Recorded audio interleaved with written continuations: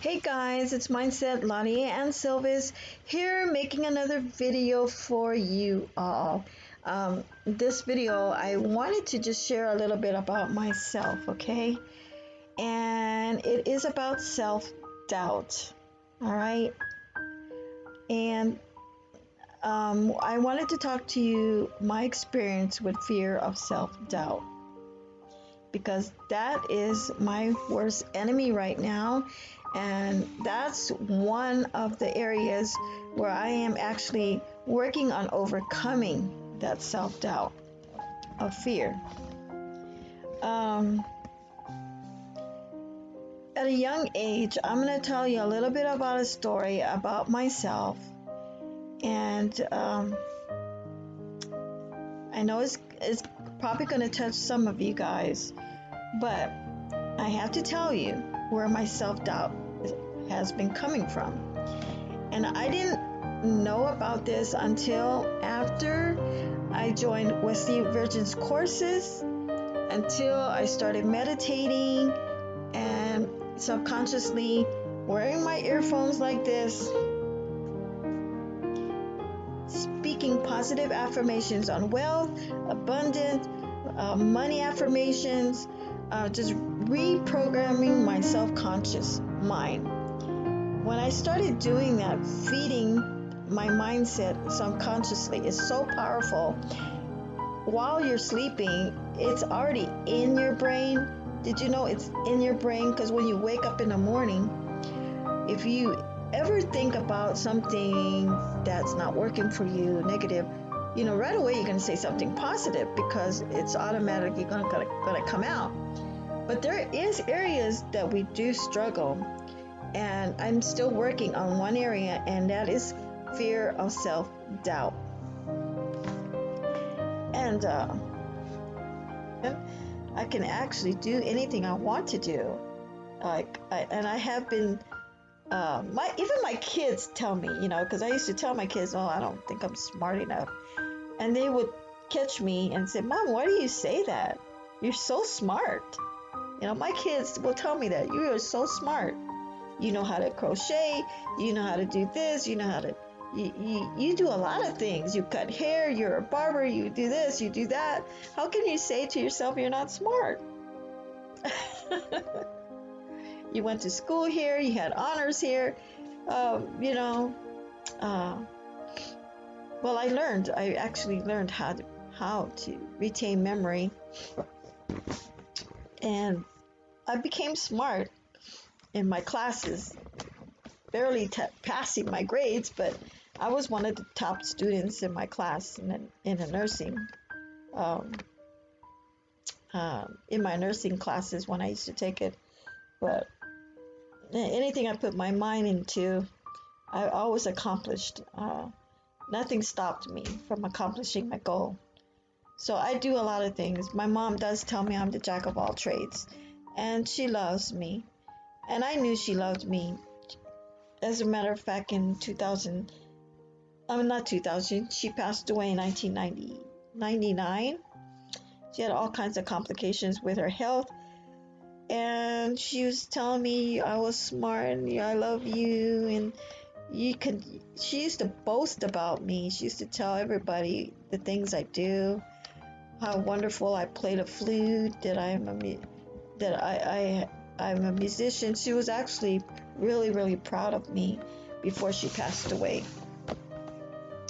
But in my younger years, young time, it was not so, because my mom never backed me up back then. And of course, she didn't know any better, my mom was young back then too, and she didn't know any better. She didn't realize. I think she finally realized that the nuns, I don't know why I'm saying nurses, maybe because I'm a nurse, but the nuns were very mean to me when I was young. I started my kindergarten, first grade, second grade, and those nuns were really mean from the beginning. They had their set of rules. If you didn't finish your homework on time, they will give you a certain time to finish it. And of course, I didn't have much help at home, where I told my mom I need help with this. If I don't get the help to finish this, um, she just didn't really help me very much. I remember. So I just put my homework in a unfinished homework in a backpack, knowing I'm so scared to go to school because I knew that the nuns were going to take me in that other room. She's either going to pinch my ear like this, why didn't you not do your homework? Or she's either going to tell you to put your hand out, hit you with the ruler so hard. And if you talked in line and you went to lunch, she would take you and put soap in your mouth and let you rinse your mouth with soap, because you weren't allowed to talk while you're walking, going to your lunch area. You weren't allowed to talk in the classroom. Um, if she caught you talking in class, she would put tape in your mouth and let you have embarrass you in front of all the other students. Put tape in your mouth and sit there quietly. And this went on for like kindergarten, first grade, second grade. The last thing my mom, she really had to take me out because I was starting to run away from the nuns.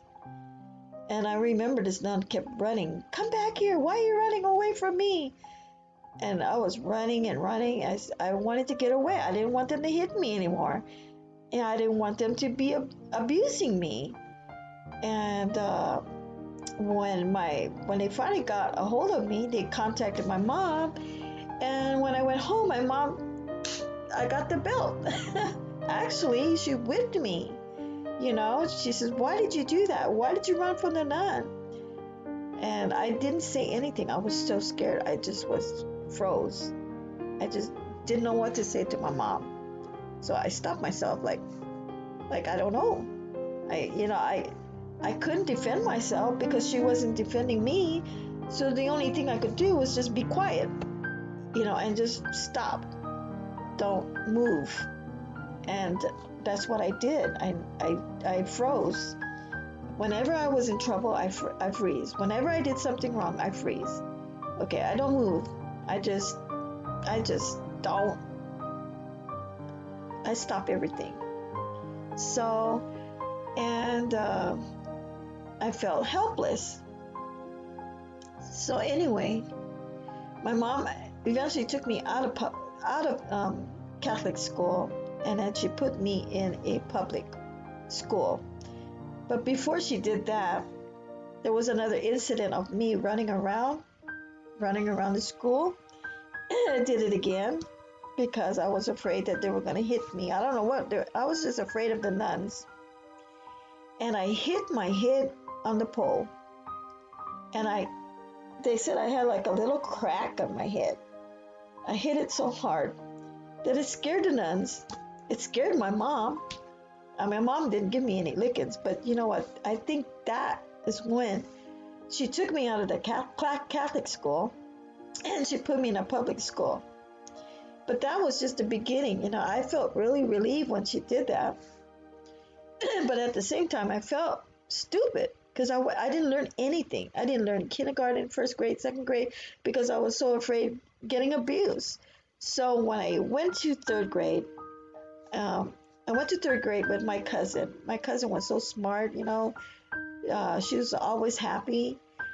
But I struggled learning. I always was in a slow class because I guess because of all the abuse. I didn't like learning at all. I hated it. As a matter of fact, I hated to learn, and I really felt in my heart that I didn't amount to be any good like everybody else. And that's how I felt. And I'm sharing this with you because it has affected me as an adult. And now I only see it now because of the mind hacks and the meditation. I'm finally seeing the true me that was blocking me and stopping me from ever succeeding. I have really good memories of what my mom was telling me in the end of her days on Earth, and she passed away at the age of 60. Guys, she passed away really young. She was always she had all kinds of complications with her health. It's just that her health couldn't handle what she was going through, and her body was just shutting down, and doctors knew that she was going to pass away soon. And she was really happy for me. She was really proud for me. And she actually apologized to me for everything that she's done wrong to me. And I love my mom. She's in heaven, and I love her for teaching me how to crochet, and for teaching me doing a lot of things. There's a lot of good in her too that have done for me, all because she didn't know any better. She didn't know those nurses were nuns. She didn't know those nuns were abusing me until later, and she kept it to herself. Like I say, my family, we're very conservative. We don't really share each other's feelings a lot. We're just that kind of quiet family. We're not open to sharing a lot of things with each other. But I love my mom. I love my dad. My dad too. He passed away in 2003. He passed away when he was 66. So both of my parents passed away very young age. Anyway, I'm gonna stop for now. This is a little story about myself, but guys, that's the area I'm working on, is about my fear of self-doubt. And if you have similar symptoms of me, like me, meditation is the key. Reprogramming your mind subconsciously is the key to overcome fear of self-doubt. All right, guys. Talk to you guys soon. See you in the morning group session. Bye.